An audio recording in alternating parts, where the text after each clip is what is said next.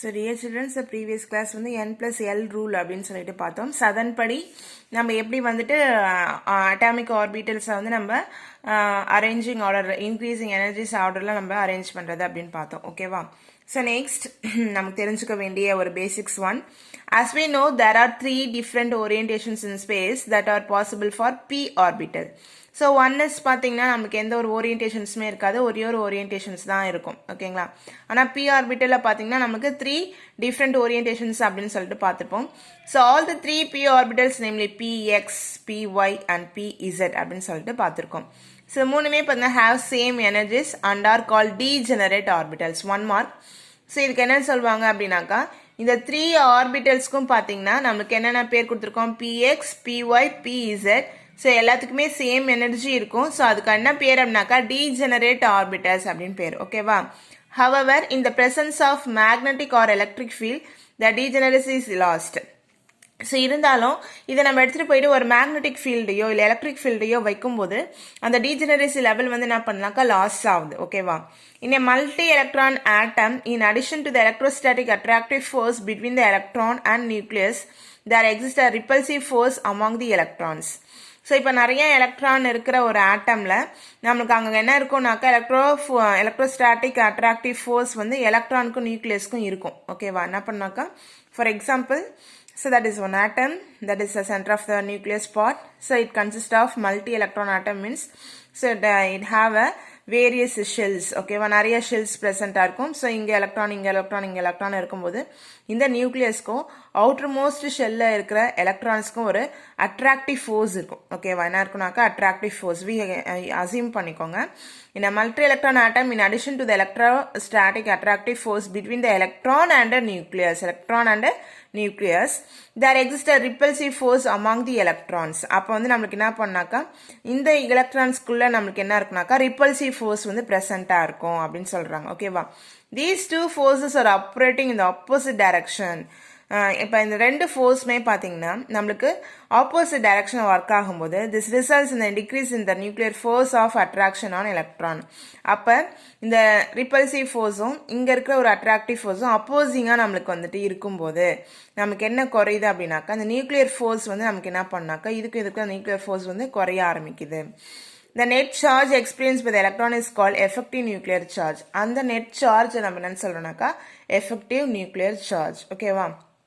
ஒன்றும் இல்லை, நம்மளுக்கு என்னென்னா சென்டர் ஆஃப் த நியூக்ளியஸ்க்கும் சிம்பிளாக சொல்கிறேன், சென்டர் ஆஃப் த நியூக்ளியஸ்க்கும் அவுட்டர் ஷெல்லில் இருக்க எலக்ட்ரானுக்கும் ஒரு அட்ராக்டிவ் ஃபோர்ஸ் வந்துட்டு இருக்கும். அந்த அட்ராக்டிவ் ஃபோர்ஸ் வந்து பார்த்தீங்க அப்படின்னா நடுவுலலாம் நிறைய எலக்ட்ரான் இருக்குங்களா, அந்த எலக்ட்ரானுக்குள்ள ரிப்பல்சிவ் ஃபோர்ஸ் வந்துட்டு இருக்கும். இந்த ஃபோர்ஸும் அட்ராக்டிவ் ஃபோர்ஸும் ஆப்போசிட்டாக ரியாக்ட் ஆகும்போது ஆப்போசிட்டாக ஆப்ரேட் ஆகும்போது நம்மளுக்கு அங்கே என்ன குறைஞ்சிருது அப்படின்னாக்கா அந்த நியூக்ளியர் ஃபோர்ஸ் வந்து குறைஞ்சிருது. அதை நம்ம என்னன்னு சொல்கிறாங்கனாக்கா எஃபெக்டிவ் நியூக்ளியர் சார்ஜ். ஓகேவா? The effective nuclear charge depends on the shape of the orbitals. அது எதை டிபெண்ட் பண்ணிருக்காக்கா shape of the orbitals depend பண்ணிருக்கு. And decreases with the increase in azimuthal quantum number depend பண்ணி இருக்கு. ஓகேவா? The order of the effective nuclear charge fell by electron in an orbital within the given shell is S, then P, then D, then F. என்ன சொல்றாங்கன்னா அப்ப நியூக்ளியஸ்க்கு பக்கத்திலே இருக்கிற shell வந்து என்னன்னாக்கா S, அதுக்கப்புறம் இருக்கிற ஷெல் வந்து என்னன்னாக்கா P, அதுக்கப்புறம் இருக்க ஷெல் வந்து என்னன்னாக்கா டி, அதுக்கப்புறம் இருக்க ஷெல் எஃப். அதுதான் நம்ம எஃபெக்டிவ் நியூக்ளியர் சார்ஜோட ஆர்டர் கொடுத்துருக்காங்க. எதுக்கு அதிகமாக இருக்கும்? எஸ்க்கு அதிகமாக இருக்கும். அதை விட்டா பிக்கு, அதை விட்டா டிக்கு, அதை விட்டா எஃப்க்கு. Greater the effective nuclear charge, greater is the stability of the orbital.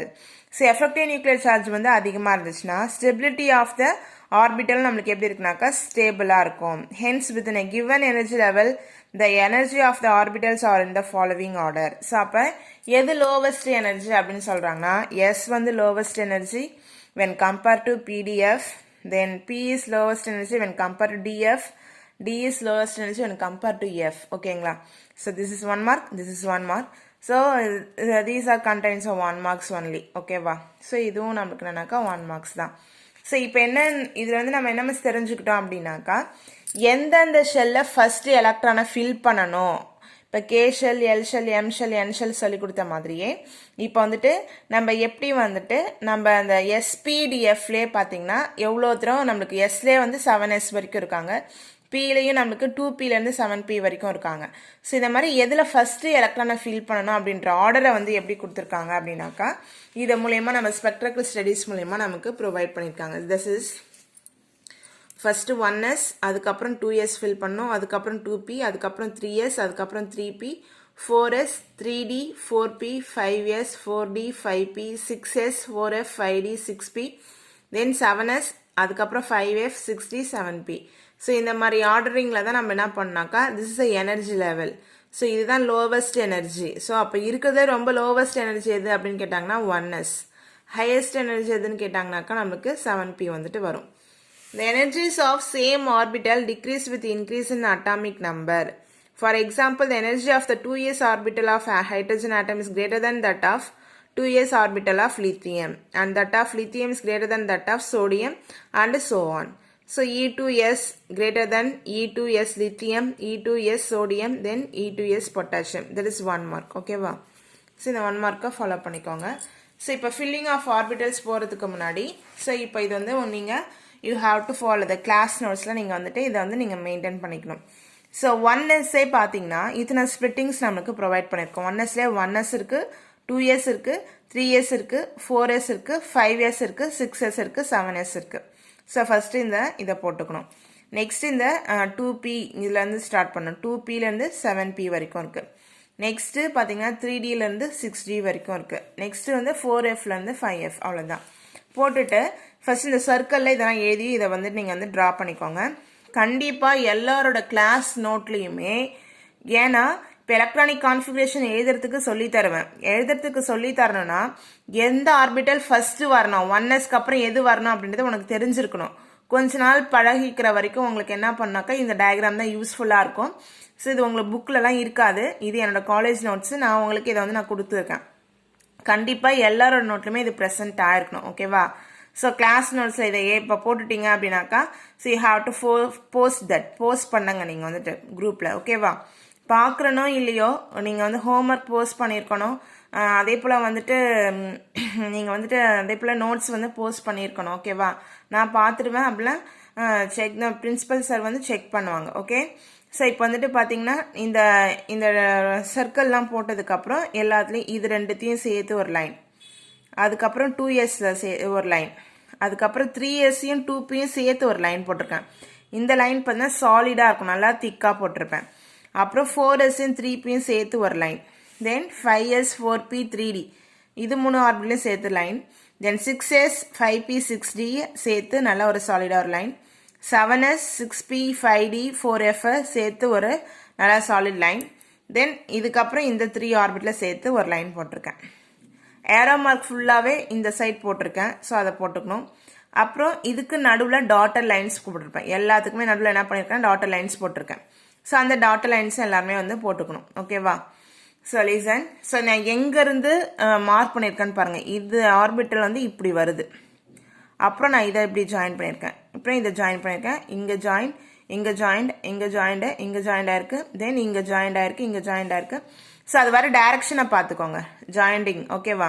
Full jointing. So இங்கே வந்து நான் என்ன பண்ணியிருக்கேன்னா ஃபினிஷ் பண்ணியிருக்கேன். ஓகேவா? ஸோ அப்போ வந்துட்டு நம்ம எந்த ஆர்பிட்டல் வந்து நம்ம எலக்ட்ரானை ஃபில் பண்ணும்போது ஃபஸ்ட்டு வரணும் அப்படின்னா ஃபஸ்ட்டு வந்து என்னன்னாக்கா 1s. ஓகேவா? ஸோ 1sக்கு அப்புறம் இது இப்படி வந்து எங்கே வருது, 2sக்கு வருது. ஸோ அப்போ 2s ஃபினிஷ் பண்ணதுக்கப்புறம் எங்கே போகுது, இந்த டாட்டர் லைன்ஸ் 2pக்கு போகுது. So 2p. அப்போ 2pக்கு அப்புறம் எங்கே வருதுன்னா 3s. 3sக்கு அப்புறம் எங்கே போகுதுன்னா 3p. டைரக்ஷனுக்காக சொல்லியிருக்கேன். அப்புறம் எங்கே வருதுன்னா 4s. 4sக்கு அப்புறம் எங்கே போகுதுன்னா 3d. 3dக்கு அப்புறம் எங்கே வருதுன்னா 4p. 4pக்கு அப்புறம் 5s.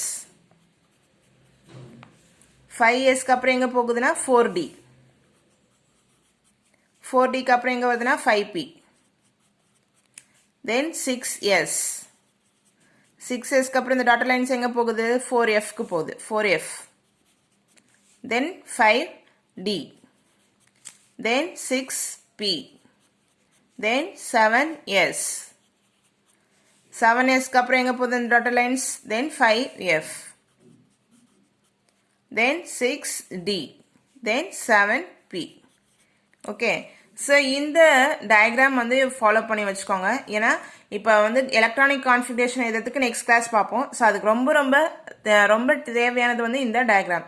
ஸோ இந்த டயக்ராமையும் பேஸ் பண்ணி பார்த்தீங்கன்னா ஸோ இந்த லெவலை வந்து நான் பேஸ் பண்ணி எழுதியிருப்பேன். ரெண்டுமே உங்களுக்கு ஈக்குவலாக வருதானே, you have to check that. ஓகேவா?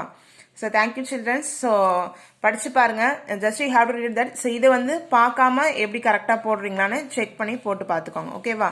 So next class electronic configuration வந்து பார்க்கலாம். ஓகேவா? Thank you children's.